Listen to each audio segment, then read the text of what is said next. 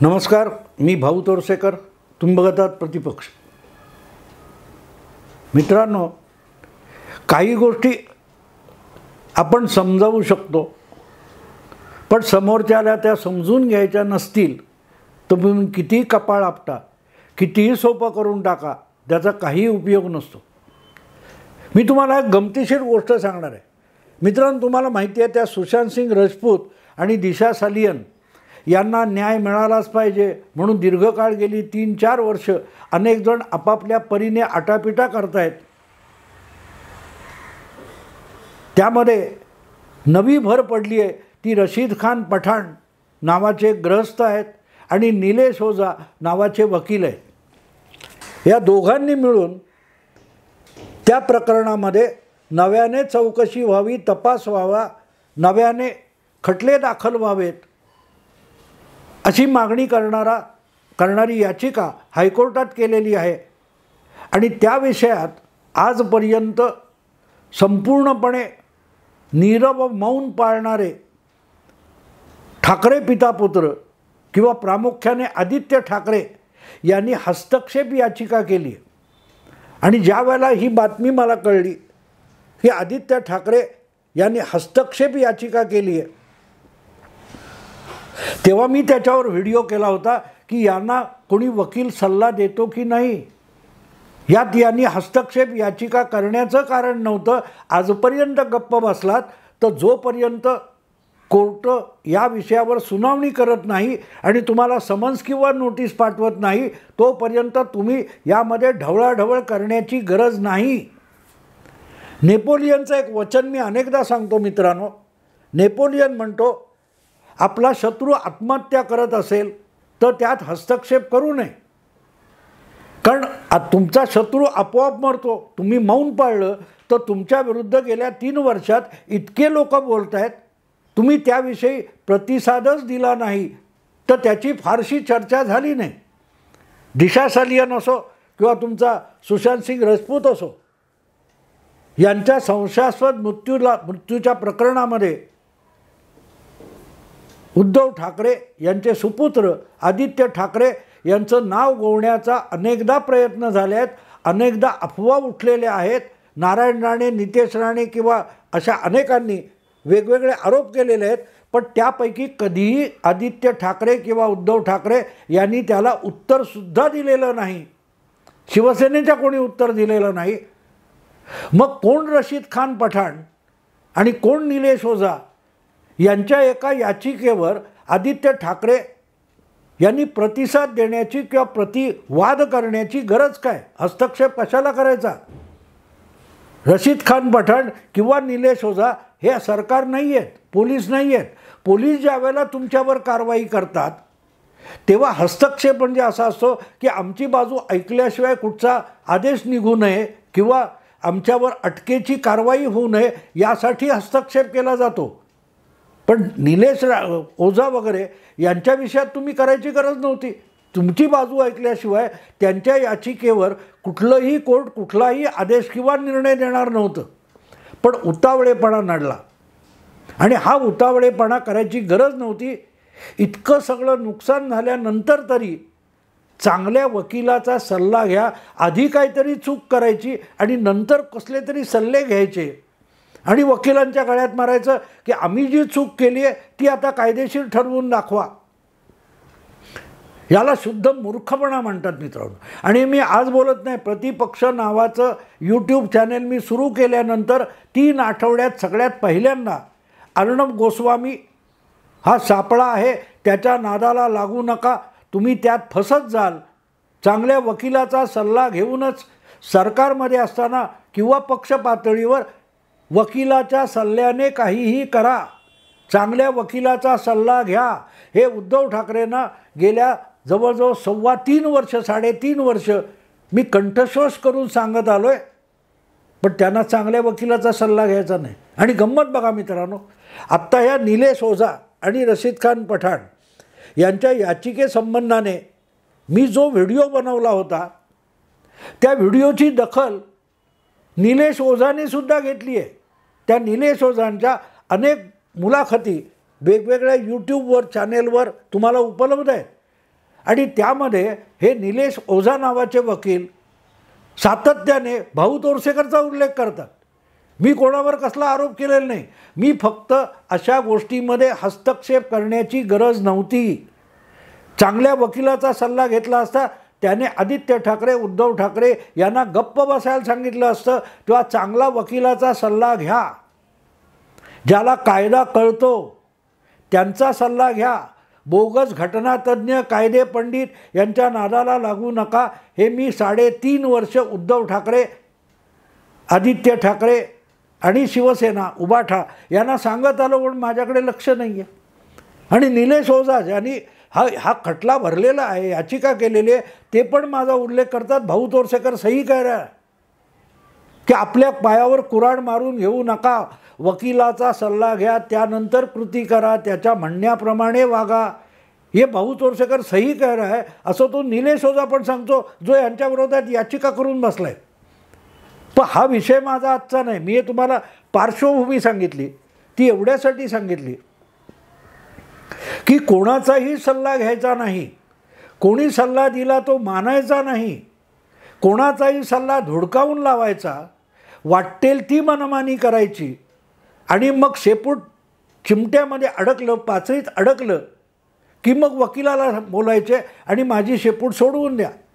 ती माकडाची गोष्ट आहे ना, ती चिरलेल्या अर्ध्या लाकडामध्ये पाचर मारलेली असते, तिकडे माकड जाऊन बसतं आणि कारण नसताना ती पाचर काढतं. तेव्हा अलीकडच्या कापलेल्या लाकडामध्ये ह्याची शेपूट गेलेली असते. पाचर काढल्यावर प्रेशर संपतं आणि चिरलेलं लाकूड जवळ येतं, तेव्हा माकडाची शेपूट अडकते. त्यापेक्षा एकूण उबाटा शिवसेनेची आणि ठाकरे पितापुत्रांची अवस्था किंचितही वेगळी नाही. त्यांना कोणीही अडचणीत आणलेलं नाही, ते स्वतःलाच अडचणीत आणतात. आणि आपण स्वतःला अडचणीत आणायचं आणि आता त्या अडचणीतून वकिलांनी बाहेर काढावं ही त्यांची अपेक्षा असते. मित्रांनो, फार आत्ता शिंदे फुटले वगैरे त्याला 1.5 वर्ष झाले, पण अगदी सुरुवातीला बघा तुम्ही, मला वाटते 2020मध्ये नाही, 2020मध्येच म्हणजे जवळजवळ 3 वर्षापूर्वी शरद पवार यांची प्रदीर्घ मॅरेथॉन मुलाखत, एक शरद बाकीचे गारद अशी संजय राऊत यांनी फुलवून फुलवून फुलवून फुगवलेली फेसकाळ मुलाखत सामनामध्ये आली होती, ऑनलाईन उपलब्ध आहे. त्याच्यात शरद पवार यांनी सुद्धा उद्धव ठाकरे यांना एक बहुमोलाचा सल्ला दिला होता. पण शरद पवार सल्ला देणारे कोण? मी शहाणा आहे, मला कोणाच्या सल्ल्याची गरज नाही, हा जो अहंकार आहे त्याने उद्धव ठाकरे यांना बुडवलेला आहे, रसातळाला नेलेला आहे. शरद पवारांनी सामनाला दिलेल्या मुलाखतीत सांगितलं होतं, ज्या प्रकारे तुम्ही पक्ष चालवता त्या प्रकारे सरकार चालवता येत नाही. सरकार विचारविनिमय करून सर्वसहमतीने सगळ्यांना सोबत घेऊन चालवावं लागतं. पक्ष चालवता तसं सरकार चालवता येणार नाही. याचा अर्थ काय होतो मित्रांनो? उद्धव ठाकरे आपला पक्ष मनात येईल तसं चालवत होते.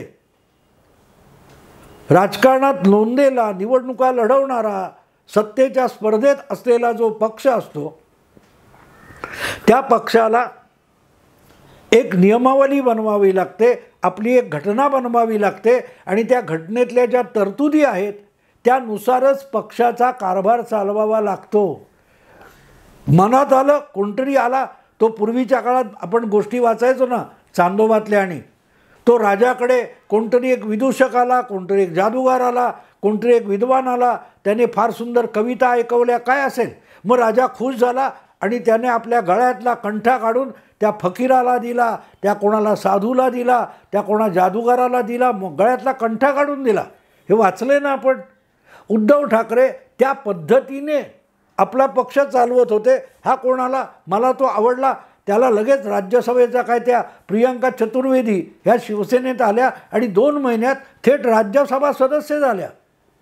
सुषमा अंधारे आल्या आणि थेट शिवसेनेच्या उपनेत्या होऊन बसल्या. सचिन अहिर आले, शिवसेनेचे उपनेता होऊन बसले.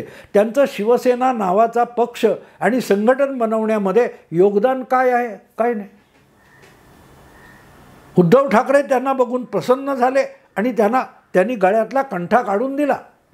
शरद पवार जे म्हणाले, तुम्ही ज्या पद्धतीत पक्ष चालवता त्या पद्धतीत सरकार चालवायचं नसतं, याचा अर्थ हा असा आहे मित्रांनो. पण तुम्ही कोण आम्हाला शहाणपण शिकवणार आहे? आम्ही कुऱ्हाडीवर पाय मारतो, पायावर कुऱ्हाड मारत नाही. आम्ही इतके शहाणे आहोत की आम्ही कुऱ्हाडीवर पाय मारतो. त्या कुऱ्हाड पायावर मारून घेऊ नका, हे शहाणपण आम्हाला शिकवू नका. या भूमिकेमध्ये उद्धव ठाकरे आणि आदित्य ठाकरे आणि त्यांचे सगळा गोतावळा कायम असतो. आता गंमत लक्षात घ्या मित्रांनो, ज्यावेळेला हा सगळा विषय सुप्रीम कोर्टात गेला, निवडणूक आयोगात गेला फाटाफुटीचा, आणि मग फुटलाय की नाही पक्ष, खरा पक्ष कुठला, हे सगळं चालू होतं. त्या काळामध्ये टी व्हीच्या चॅनेलवर दिसणारे एक नामवंत वकील, मी त्यांचं नाव सांगणार नाही, त्याची गरज नाही, यापूर्वी अनेकदाही बोललेलो आहे. त्यांना मी सांगितलं, तुम्ही चॅनेलवर जाता तेव्हा एक गोष्टीची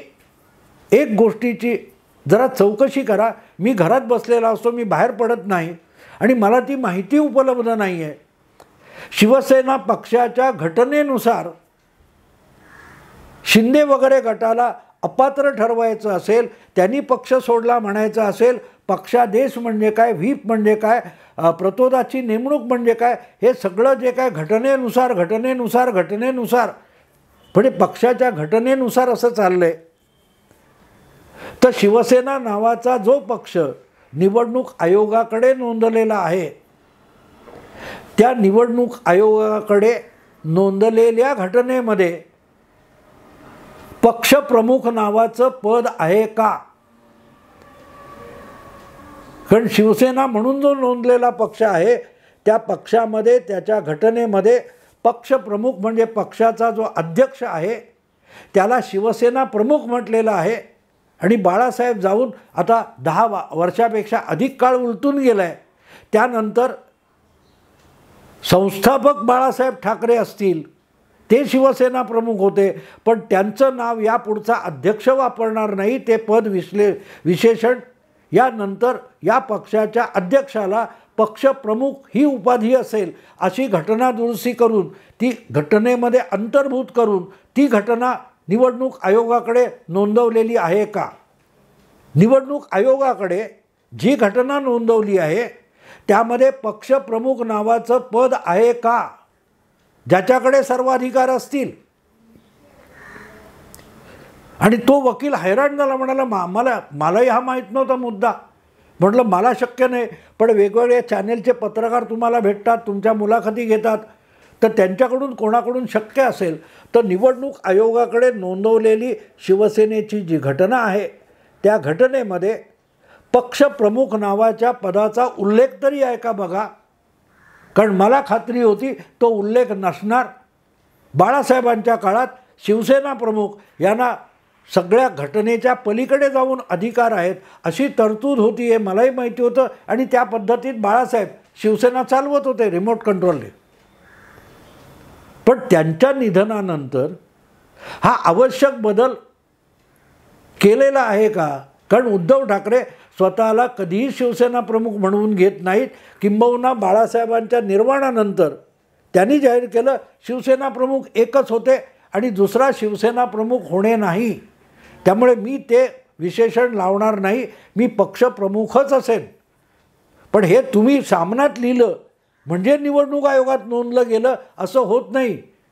कोणाला तरी कुठला तरी संपर्क प्रमुख केला, कोणाला तरी जिल्हा प्रमुख पदावरून काढून टाकलं, हे शिवसेनेचं गॅजेट जे आहे सामनामध्ये छापून आलं की ते सर्वकडे मान्य होतं. पण निवडणूक आयोगात असं होत नाही. तुम्हाला या गोष्टी निवडणूक आयोगाला कळवाव्या लागतात, तिथे रजिस्टर करून घ्याव्या लागतात, आणि नसतील तर तुम्ही परस्पर केलेले बदल याला निवडणूक आयोग आपले निर्णय घ्यायला बांधील नसतो.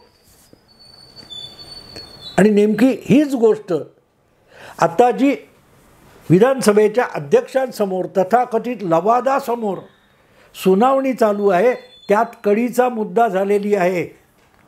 सुनील प्रभू हे उद्धव ठाकरे यांनी नेमलेले प्रतोद हेच अधिकृत मानले पाहिजेत आणि त्यांनी काढलेला पक्षादेश झुगारलेला असेल तर पक्षांतर झालं असं मान्यच करावं लागेल, असं उद्धव ठाकरे यांचे महान कायदेशीर सल्लागार अनिल परब, देसाई सांगतात.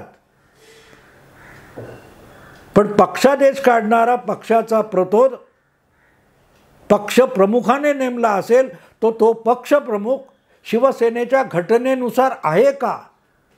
घटनेतच पक्षप्रमुख नसेल तर मग उद्धव ठाकरे यांचं शिवसेनेतलं स्थान काय उरतं? तर कोणीच नाही. आणि त्यामुळेच पक्षादेश काढण्याचा अधिकारच सुनील प्रभू यांना उरत नाही.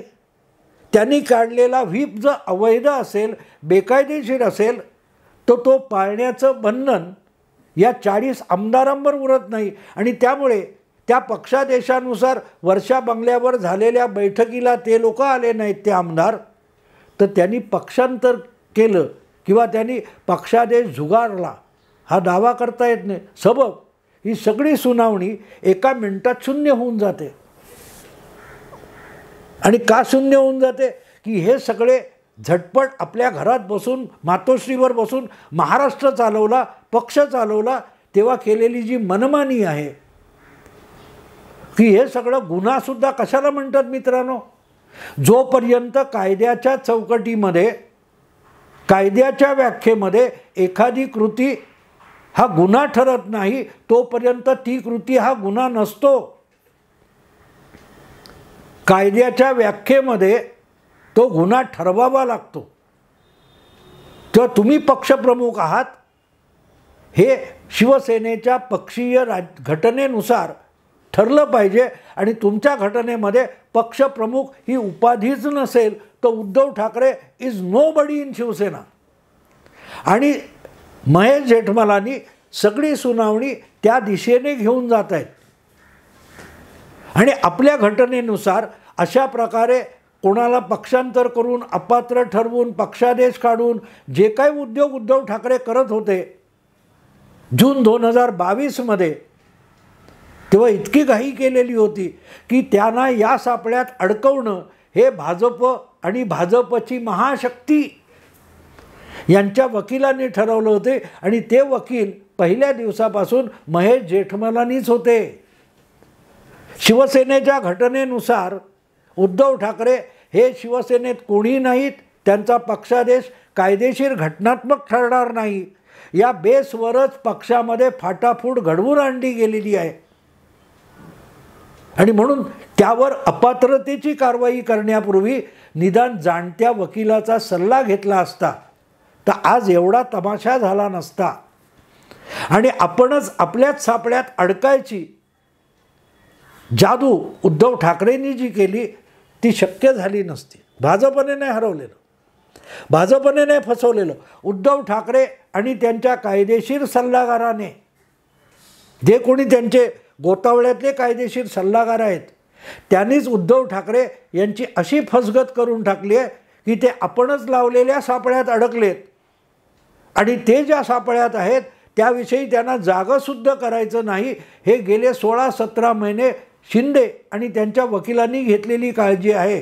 ज्यावेळेला विषय विधानसभेच्या अध्यक्षांसमोर आला तेव्हा समोर आलं सगळं. तेव्हा उद्धव ठाकरे यांना कोणी सल्ला देऊन उपयोग नाही आहे, सल्ला देऊन उपयोग नाही आहे. मी करीन ती पूर्व, आम्ही सांगू ते धोरण, आम्ही बांधू ते तोरण. मग तोरण असलं तरी चालेल, धोरण नसलं तरी चालेल. या प्रकारे पक्ष चालवता तसं सरकार चालवता येत नाही असं पवार म्हणाले होते. पण पक्ष तरी कुठे चालवला? बुडवला पक्ष उद्धव ठाकरेंनी.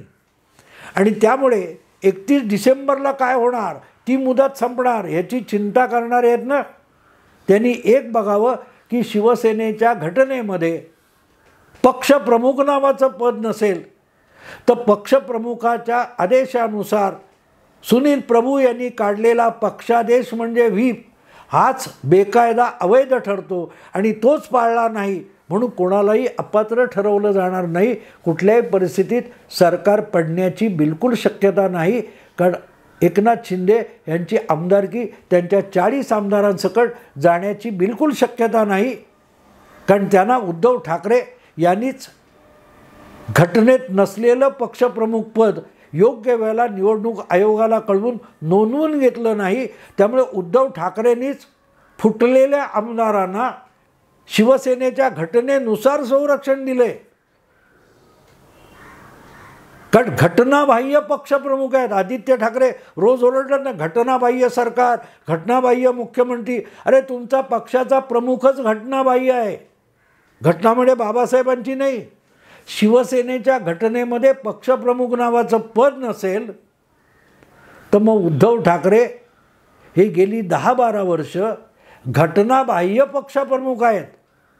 आणि त्यामुळे त्यांनी काढलेला कुठलाही आदेश कोणीही झुगारला तरी त्याला पक्षांतर म्हणता येणार नाही. 31 डिसेंबरनंतर काहीही होणार नाही आहे. कारण मित्रांनो, आत्ता इथेच थांबतो. आवडलं लाईक करा, शेअर करा, सबस्क्राईब करा. नमस्कार.